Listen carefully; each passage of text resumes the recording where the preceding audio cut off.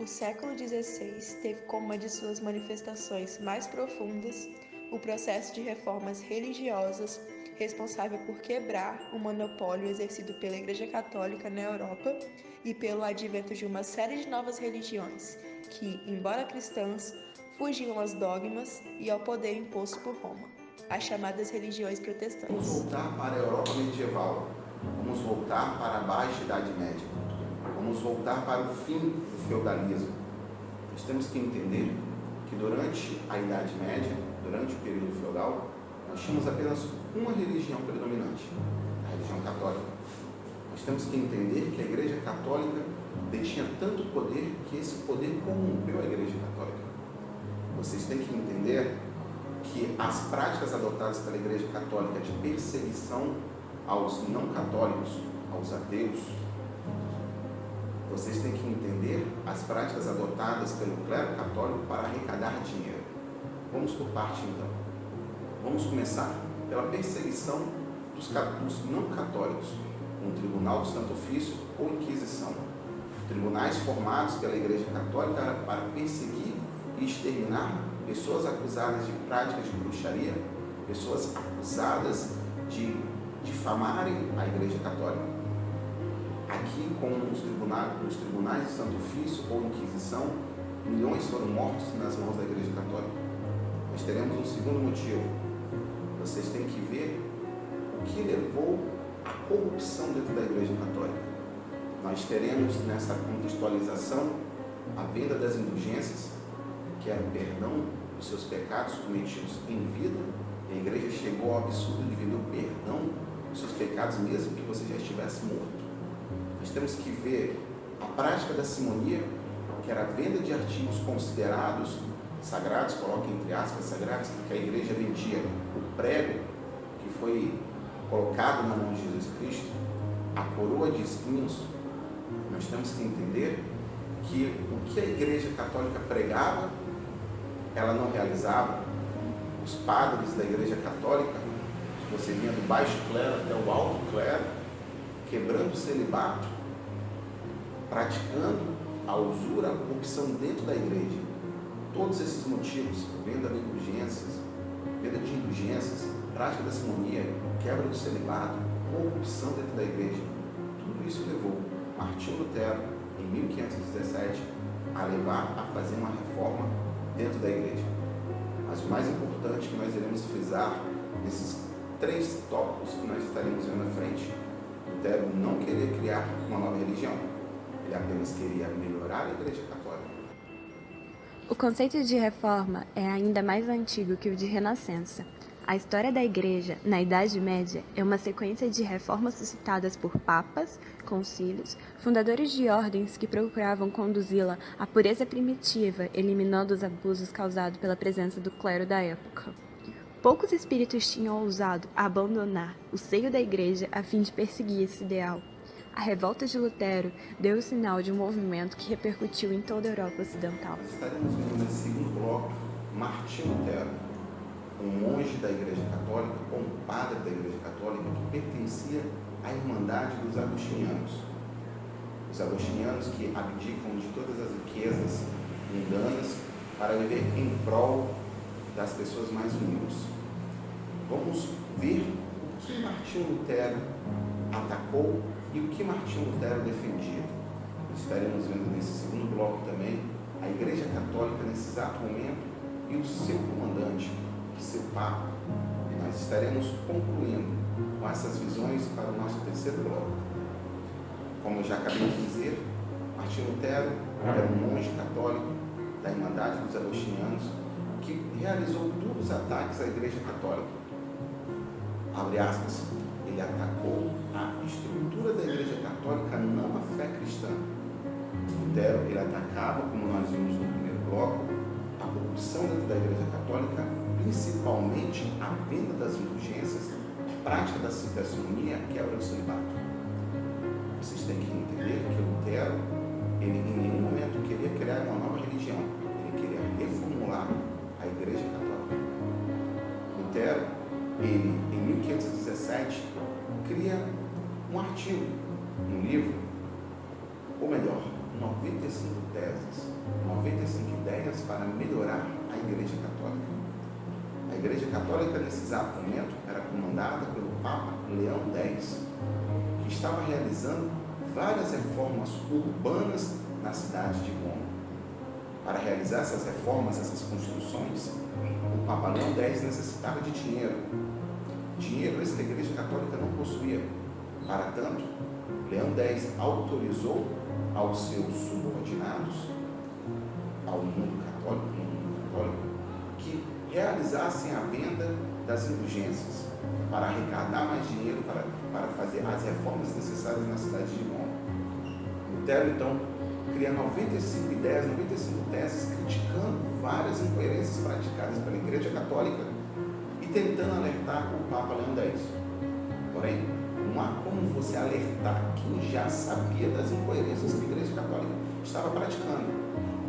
Lutero defendia, nessas 95 teses, mudanças radicais, mudanças que iriam melhorar a Igreja Católica, que foram adotadas posteriormente. Lutero defendia a livre interpretação da Bíblia, pois, nesse período, no início do século XVI, somente os padres da Igreja Católica podiam interpretar a Bíblia. Lutero defendia a tradução da Bíblia para todas as línguas, para que as pessoas pudessem livremente interpretar a palavra de Deus. Lutero defendia a supremacia da autoridade civil. Como assim? Lutero defendia que o seu governante, o governante de um Estado, ele era supremo, que não cabia à igreja também controlar. É aqui que nós temos que focar uma determinada atenção. Quando Lutero defende a supremacia da autoridade civil, ele consegue o apoio de diversos príncipes e monarcas que queriam acabar com a interferência da Igreja Católica na política. Lutero defendia que a salvação só vinha por meio da sua fé. A Igreja Católica dizia o quê? A salvação veio por meio da sua fé, pelas boas práticas, que seriam doações, que você realizaria em vida para a Igreja Católica, ou pós-vida, você poderia deixar grandes riquezas para a Igreja Católica. Lutero dizia que não eram suas boas ações, mas somente a sua fé que salvava a sua alma da perdição. Essas críticas à Igreja Católica levaram ao Papa Leão X a excomungar, expulsar Lutero da Igreja Católica, porque Lutero não voltou atrás nas suas ideias, Lutero não voltou atrás nas 95 teses. A Reforma Protestante foi, por seu significado e repercussões, um dos acontecimentos mais importantes da época, produzindo efeitos que escaparam às fronteiras dos debates eruditos, atingindo profundamente a economia, a arte e as demais manifestações culturais e de pensamentos da Europa Ocidental. É de extrema importância nós observarmos o primeiro desdobramento das 95 teses. A recusa de Lutero em voltar atrás na sua palavra o fez ser excomungado, expulso da Igreja Católica pelo Papa Leão X. Aqui, o Papa Leão X irá se unir com o imperador germânico Carlos V, o qual irão perseguir Lutero em território alemão. Porém, Lutero terá apoio de diversos príncipes germânicos para continuar a pregar suas ideias e, principalmente, traduzir a Bíblia do latim para o alemão. Aqui nós teremos o nascimento da Liga de Esmalcada, representada por diversos príncipes germânicos que protegiam Lutero. Essa liga terá sua primeira vitória um pouco mais à frente, em 1530, quando surgirá a Confissão de Augsburgo, onde Carlos V dá o primeiro sinal de ceder às pressões dos reformistas ou luteranistas, como eram chamados os seguidores de Lutero, os adeptos das ideias luteranas. Após 1530, com a Confissão de Augsburgo, em 1555, a Liga de Esmalcada terá uma grande vitória, que será a Paz de Augsburgo, que será uma tolerância religiosa no território do Império, do Sacro Império Germânico. Aqui nós teremos o reconhecimento do imperador Carlos V para a liberdade religiosa com a paz de Augsburgo para todos os luteranos em seu império. Porém, a paz de Augsburgo abre precedentes não só para a Alemanha, mas sim para todo o mundo europeu. Porque a partir da paz de Augsburgo e a partir de 1517, com Lutero, 20, 30, nós teremos o nascimento de 3 novas religiões no mundo europeu. Essas 3 novas religiões que iriam seguir o cristianismo. Nós teremos o luteranismo, que nasce na Alemanha com Martinho Lutero. Nós teremos, como consequência da paz de Augsburgo, o surgimento também do calvinismo, com João Calvino, inicialmente na França, mas sendo expulso da França e indo abrigar-se na Suíça. Nós teremos o surgimento na Inglaterra do anglicanismo, por Henrique VIII, e como os senhores e as senhoras viram com os professores, ou com o professor de vocês, cada uma dessas 3 novas religiões que surgiram com um interesse particular. Lutero querendo reformar a Igreja Católica, Calvino querendo abarcar a burguesia, a alta burguesia, e você tem um motivo mais fútil, entre aspas, que será o de Henrique VIII, ao criar o anglicanismo, pois o Papa se recusava a realizar o seu divórcio com Catarina de Aragão, pois ela não conseguia lhe dar um filho homem. Mas o importante disso tudo é o quê? É o surgimento dessas 3 novas religiões que irão enfraquecer o poder da Igreja Católica. A Igreja Católica, que durante todo o período medieval foi unânime, detentora de todo o poder, de toda a verdade cristã, já no início do século XVI, sofre 3 grandes derrotas, com o luteranismo, calvinismo e calvinismo, que irão suprimir, diminuir o poder da Igreja Católica. A Igreja Católica tentará em vão fazer a contra-reforma para barrar o avanço protestante, mas a Igreja em si não mais conseguirá controlar o avanço protestante. Foi um prazer estar com vocês. Até a próxima. O luteranismo não pôde conservar o caráter universal dos primeiros tempos. Tornou-se, sobretudo, alemão. Da Alemanha conquistou os reinos escandinavos pouco povoados e também a Boêmia, a Hungria, a Transilvânia e Lituânia. Em 1542, havia estabelecido um acordo com os irmãos boêmios, mas se chocava com a resistência dos católicos ou era suplantado pelo calvinismo. A Igreja Luterana, na verdade, ela continua tendo, ela prega e vive e ensina exatamente as mesmas questões que Lutero deixou registrado, inclusive, nos seus livros principais, que ele escreveu a partir do seu estudo da Palavra de Deus, da Bíblia. Ele traduziu a Bíblia inteira, inclusive para a língua alemã, que era a língua de então, para que as pessoas pudessem ter acesso.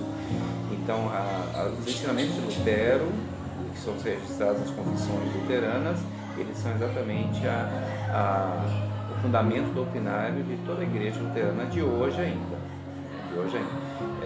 Claro que a Igreja, a forma de ela proceder, essas questões de linguagem, de culto, de adaptação ao mundo moderno de comunicação religiosa, também se fazem presente, mas a base doutrinária, os ensinos, são exatamente aqueles mesmos ensinos emanados desse movimento da Reforma, que culminaram, inclusive, e culminou esse movimento na edição de vários livros onde estão registrados essa doutrina, esses ensinamentos, para os quais Lutero estava, então, questionando na igreja de então. Então, essa igreja, hoje a igreja evangélica luterana, ela está presente no mundo inteiro, em